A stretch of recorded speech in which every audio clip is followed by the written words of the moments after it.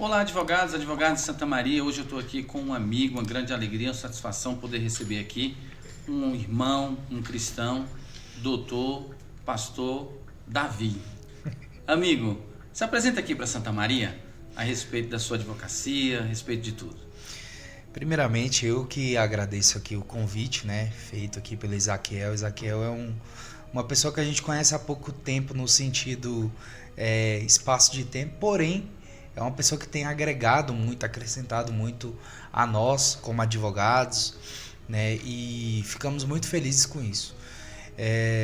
Eu me chamo Davi, né, eu atuo como advogado e também como pastor.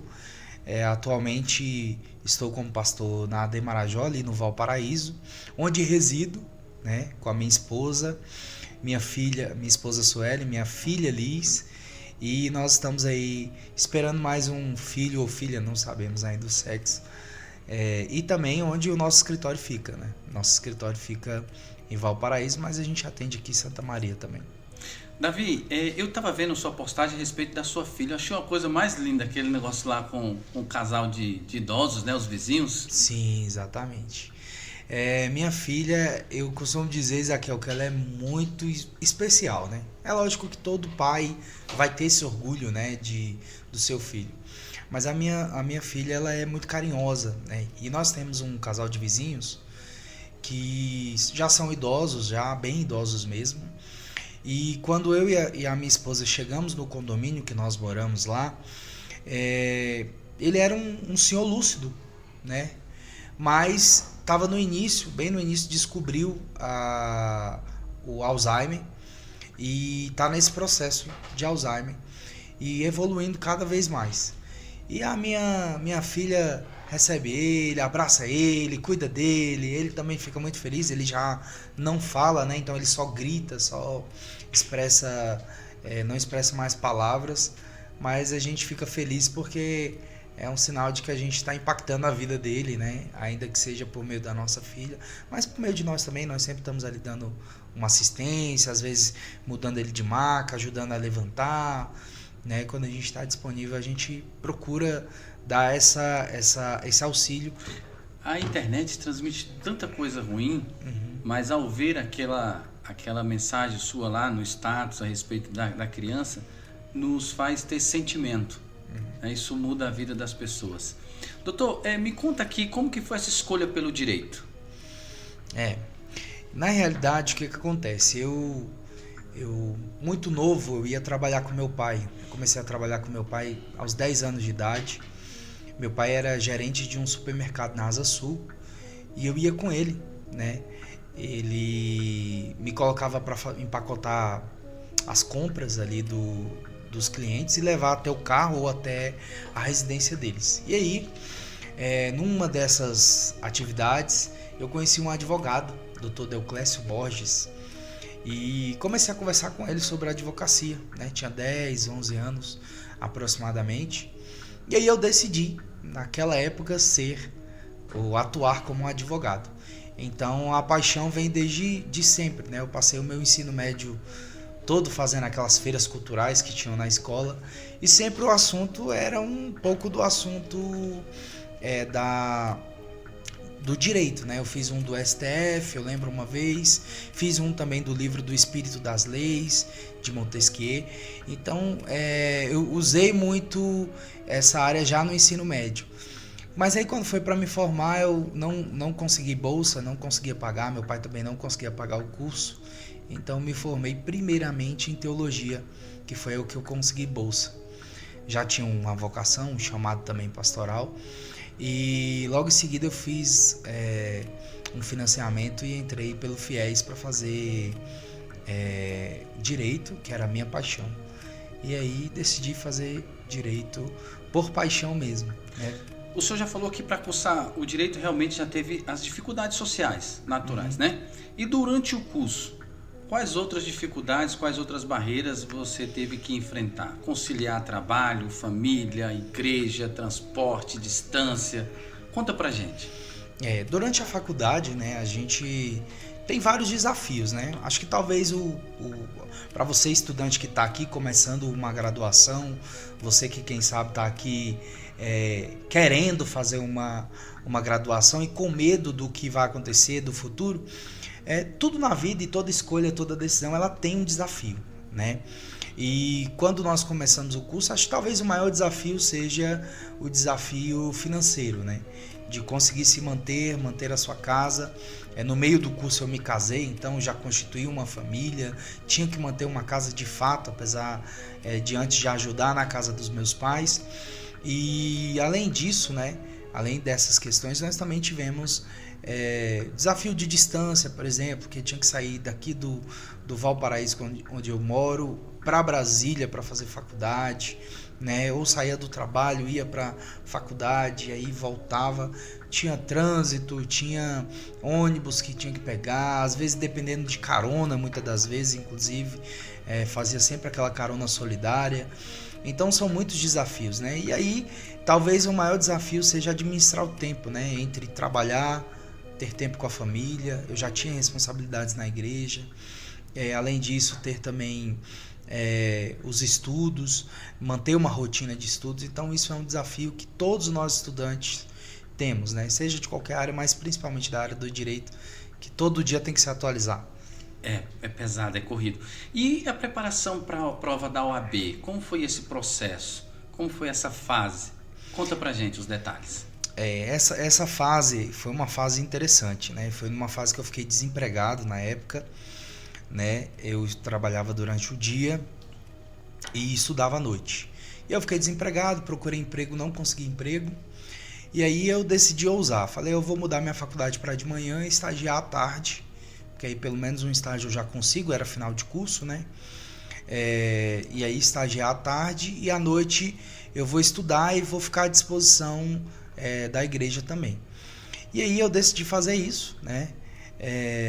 E aí na época, Ezaquiel, era um desafio, porque eu às vezes ia na carona ou no carro ouvindo a aula para a OAB, aí acabava a aula da faculdade, eu ia para a biblioteca estudar para a OAB, aí meio-dia eu entrava no estágio, aí saía 6 horas, aí entrava no estágio, saía 6 horas, às vezes quando tinha um tempo que saía mais cedo, estudava para a OAB, chegava em casa à noite, estudava para a OAB, e aí, graças a Deus, eu consegui passar antes de concluir o curso, né? Havia inclusive uma promessa no escritório que eu estagiava para poder ser contratado, mas infelizmente não fui contratado. É inclusive um assunto que depois a gente pode até entrar nele, porque existe uma importância de saber onde estagiar. E então, assim, foi um desafio passar na OAB, porque a gente tinha que estudar. Quando você faz o curso, mas não passa na OAB, a gente acaba ficando travado, sem conseguir avançar. Então é um desafio, né? Mas deu certo, graças a Deus conseguimos passar aí. Doutor Davi, e qual área de especialização você começou a atuar após passar na OAB? Na realidade, depois que a gente passa na OAB, a gente não consegue escolher uma área de atuação, né?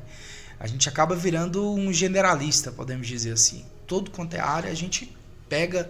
Por quê? Porque a gente quer ter experiência, que é o que a gente não tem muitas das vezes na época do estágio, não tem muitas das vezes na época de cursinho, de faculdade, a gente não tem a experiência prática. Então, quando você começa, você acaba pegando tudo. Eu sempre peguei mais a área civil, nunca fui ligado à área criminal, nunca me interessei, nem durante a faculdade, nem após a faculdade pela área criminal, sempre fui mais ligado para a área civil mesmo e trabalhista, né, que são as áreas que eu tenho mais afinidade, podemos dizer assim. Então, assim, depois com o tempo você vai refinando, né? Você vai tentando se posicionar, pegar mais algumas ações na área realmente que você tem interesse realmente de se envolver, né? Então, assim, isso é com o tempo. Depois, com o tempo, eu decidi me posicionar principalmente de maneira online, por meio do direito imobiliário, né? E foi a área que eu me posicionei mais. Então, hoje o escritório que nós temos atua em imobiliário, família e sucessões, com alguns ramos, né? Temos consumidor, temos outras áreas que também atuamos, empresarial também, mas nós nos posicionamos digitalmente mais nessa área imobiliária. Doutor, o senhor nesse período que pegou a carteira da ordem, que começou a atuar. Qual a importância, qual o auxílio que a OAB lhe deu no início da advocacia? Para lhe dizer a verdade, nenhum, né? Nós não tivemos um auxílio de fato, né?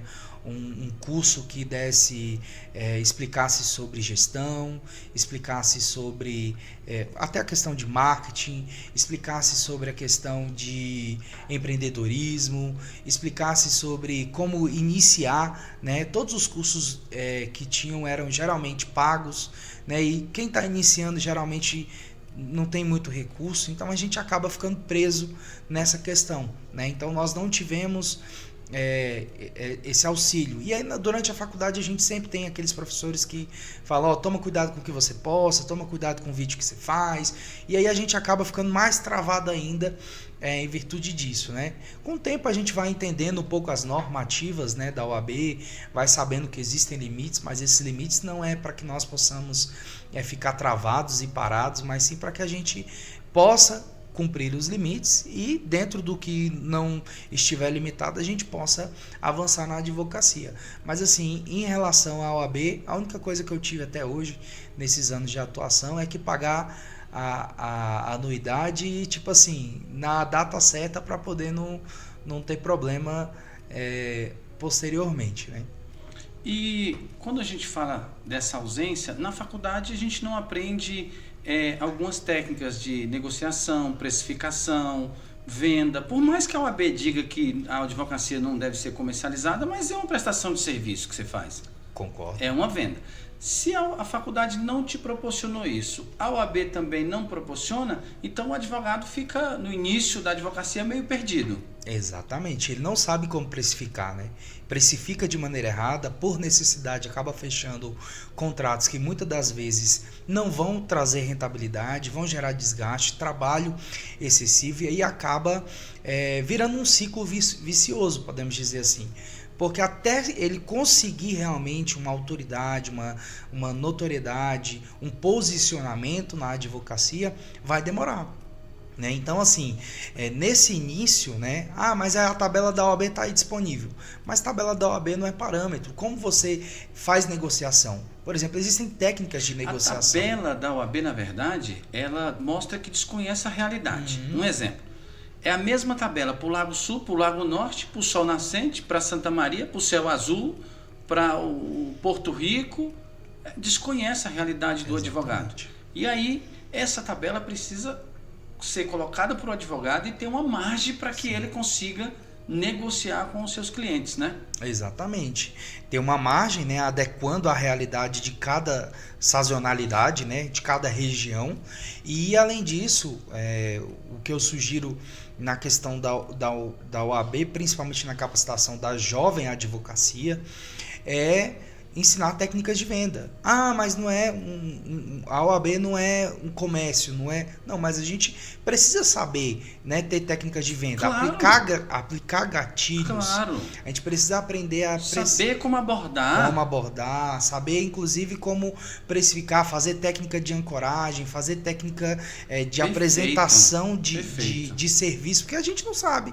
Às vezes o cliente procura você fala, e eu tenho certeza, eu vou falar de mim, perdi muitos contratos. Sim. Porque não sabia precificar. Sim. Ou porque precificava barato demais. E aí a pessoa virava e falava assim, eu que não vou fechar com esse caboclo aí. Ele não sabe de nada, não sabe nem precificar. Consultei o outro advogado ali mais experiente, ele me cobrou 5 mil reais. Esse advogado tá cobrando R$1.000 aqui, ele não sabe fazer nada não. Ele tá querendo me usar de bode expiatório, de aprendizado. Entendeu? Então assim, é necessário realmente ter um apoio da OAB mais próximo, principalmente da jovem advocacia. E aí, doutor, a faculdade peca na ausência desses cursos. A OAB peca porque a omissa não fiscaliza as faculdades. E a ESA, por que ela não oferta isso para o jovem advogado? Pois é, né? Assim, ao meu ver, né, não há da gestão não há um interesse nisso, né?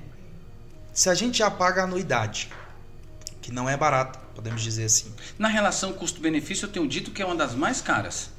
Na relação custo-benefício. Exatamente. Você paga qualquer valor que seja e não recebe nada de volta? Exatamente. Por que não converter, então, esse valor que você paga, ou parte desse valor, por exemplo, em cashback para poder investir na ESA, na capacitação, por exemplo.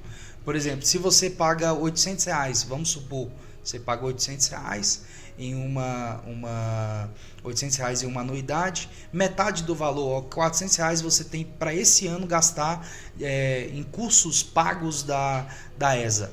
Né? Não só isso, né? Nós vivemos na era tecnológica, Isaquiel.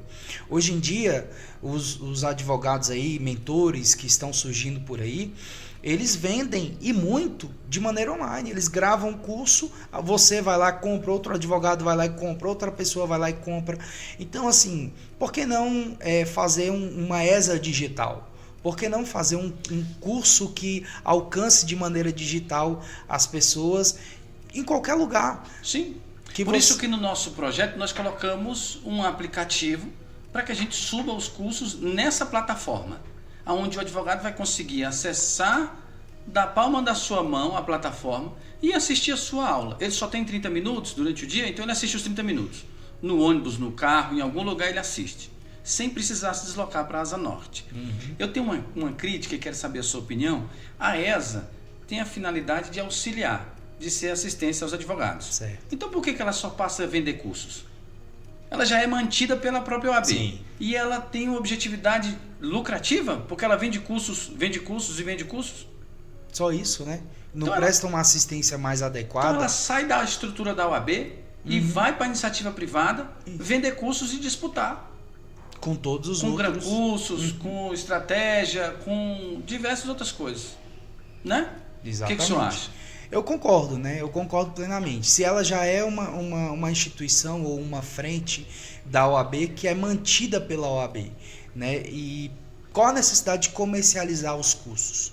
Qual a necessidade de utilizar os cursos como um mecanismo de lucrativo, né? Eu acho que o ideal é realmente você fazer com que a ESA preste essa assessoria, essa proximidade, principalmente dos advogados. E eu volto a dizer, talvez o advogado que corre o trecho já há mais tempo, podemos dizer assim, ele não está preocupado com isso. E ele não vai estar, né, Isaquiel? Cá entre nós, ele não vai estar. Mas o advogado, o jovem advogado que tem 5 anos, que tem 3 anos, 4 anos, 5 anos, 6, 7 anos, né? Porque para mim, jovem advocacia é até os 10 anos. Né? Se você não conseguir se consolidar, e fora assim que tem a maioria, e é outro fator, a maioria por essa falta de assistência da OAB, da ESA, por essa falta de assistência geral, a maioria dos estudantes que se formam em direito até passam na OAB, mas não começam a advogar logo de início. Eu vou falar de mim mesmo, eu demorei um pouco a entrar na advocacia de cabeça. 3 anos. 3 anos? 3 anos. Eu demorei 3 anos pós-formado para entrar de cabeça realmente na OAB. E nesse período, quantas vezes a OAB falou com você, se você precisava de um apoio? Nenhum. E paguei a anuidade os 3 anos. O boleto chegava? O boleto chegava. Paguei a anuidade os 3 anos. Entendi. Então, assim, quantos não viram Uber, não vão vender roupa, não vão trabalhar para uma outra... Com todo respeito às outras profissões.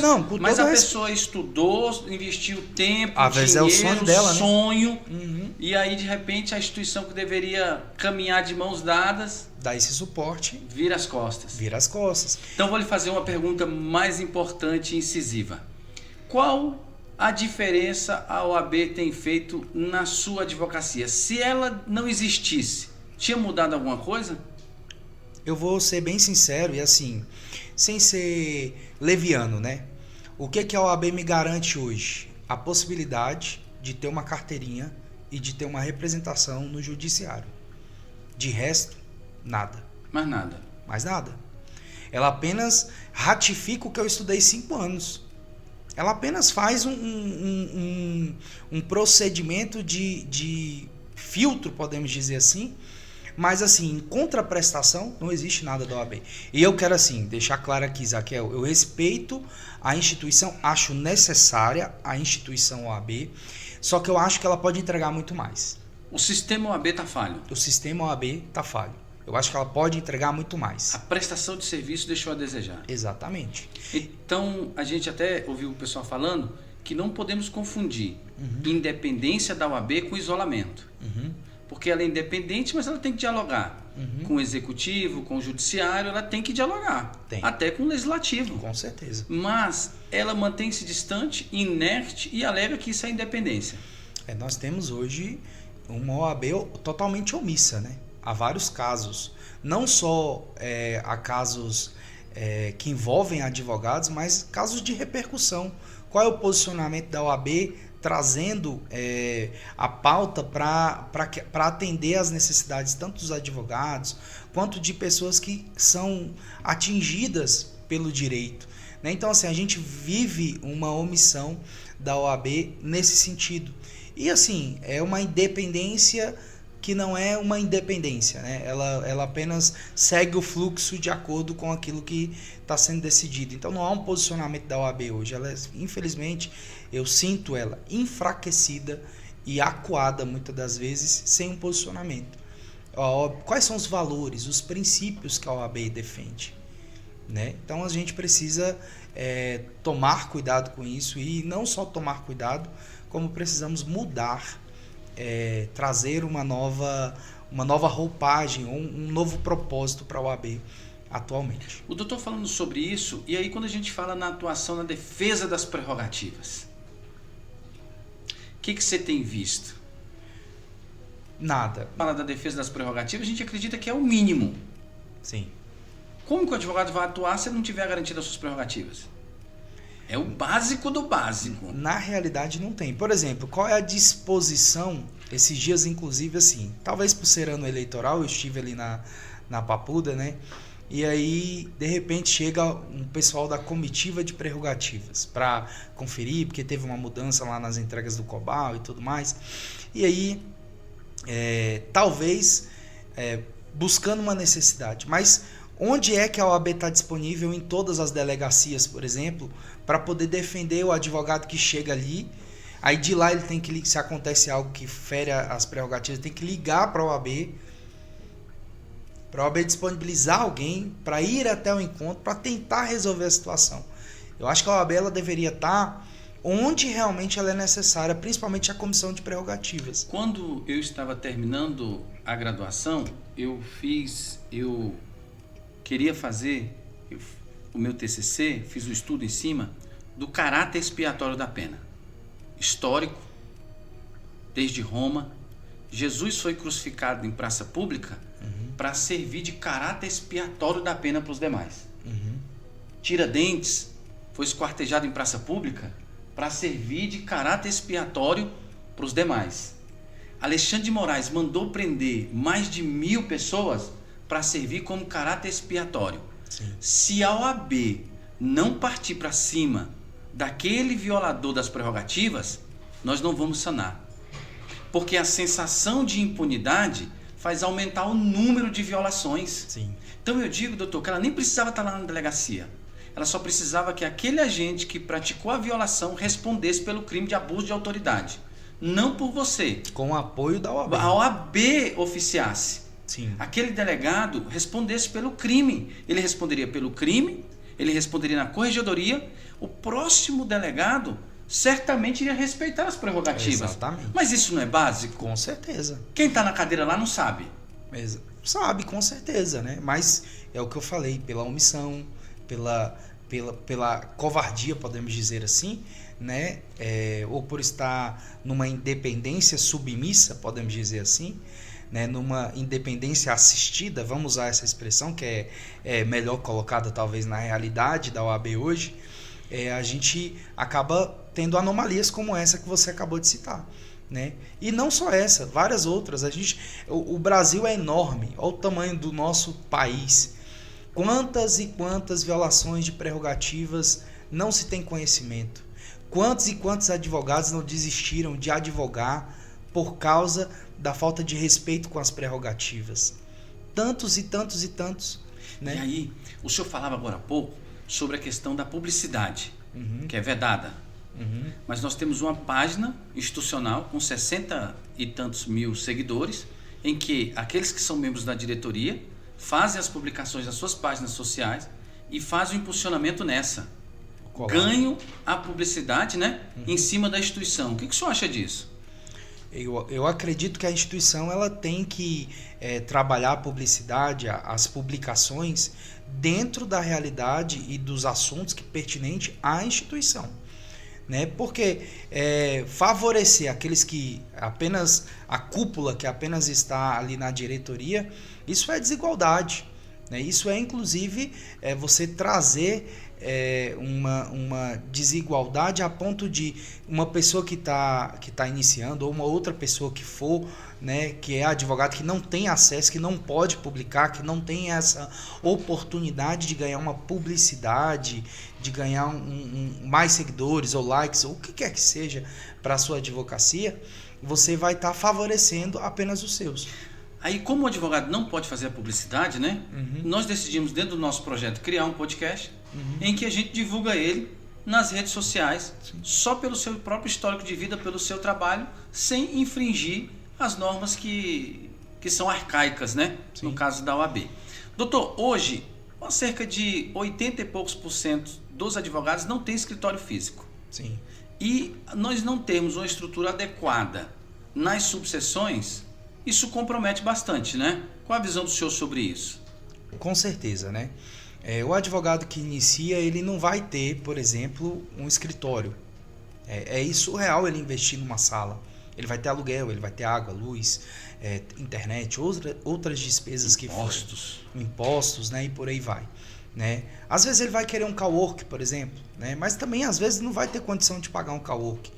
Então as subseções elas deveriam oferecer principalmente a esses advogados a possibilidade, né? Você falou o número aí, que eu nem lembro, 80%, né? Mais de 80%. Mais de 80% dos nossos advogados não têm escritórios físicos.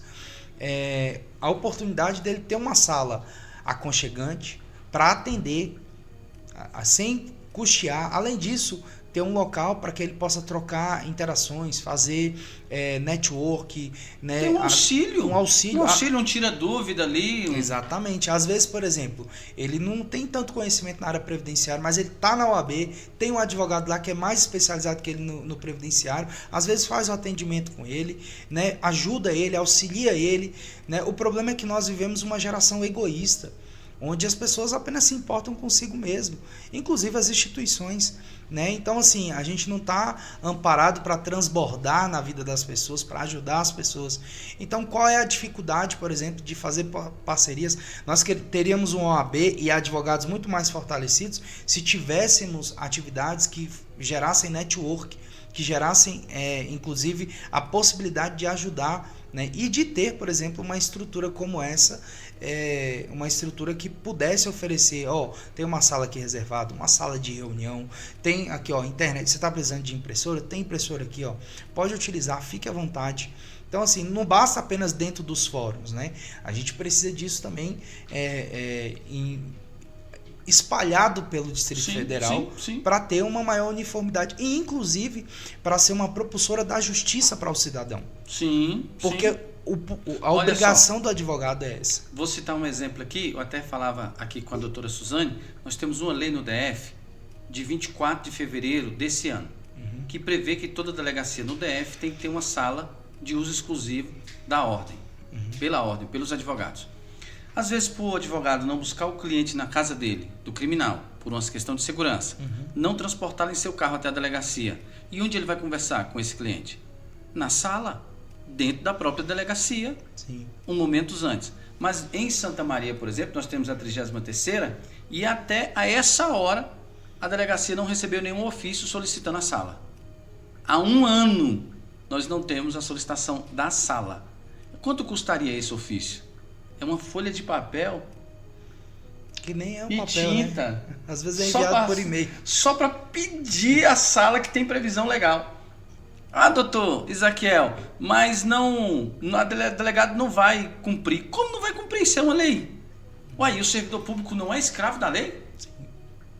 Então, doutor, eu quero que o senhor faça suas considerações sobre qual é a perspectiva que o senhor tem, a esperança que o senhor tem de um OAB diferente para o futuro, o que o senhor imagina, o que o senhor espera e almeja da nossa instituição.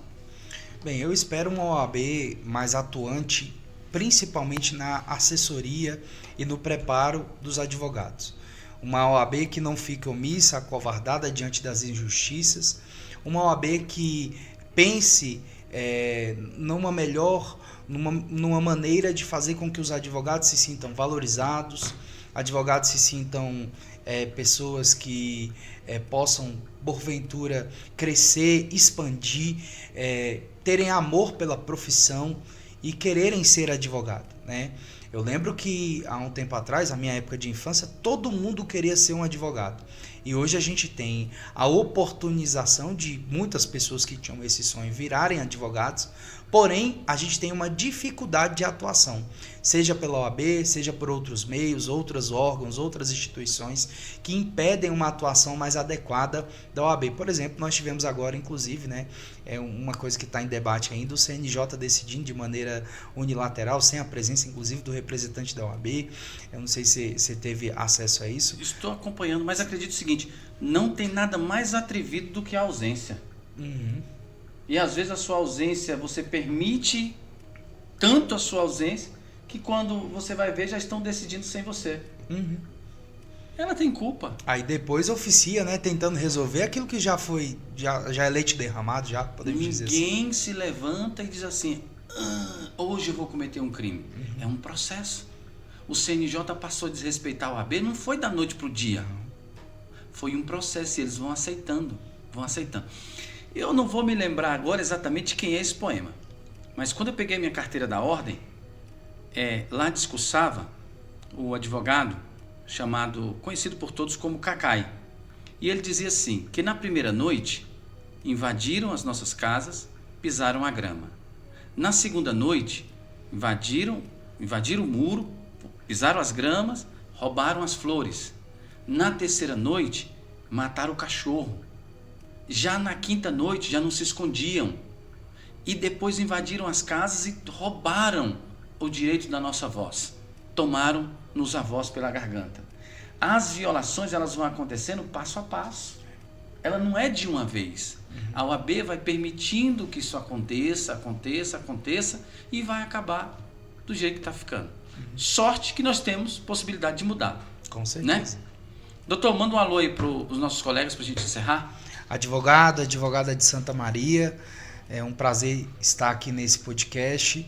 Quero deixar um abraço a vocês, deixar um abraço aqui também à minha família, minha esposa, minha filha e o filhinho que está sendo gerado lá no ventre da minha esposa.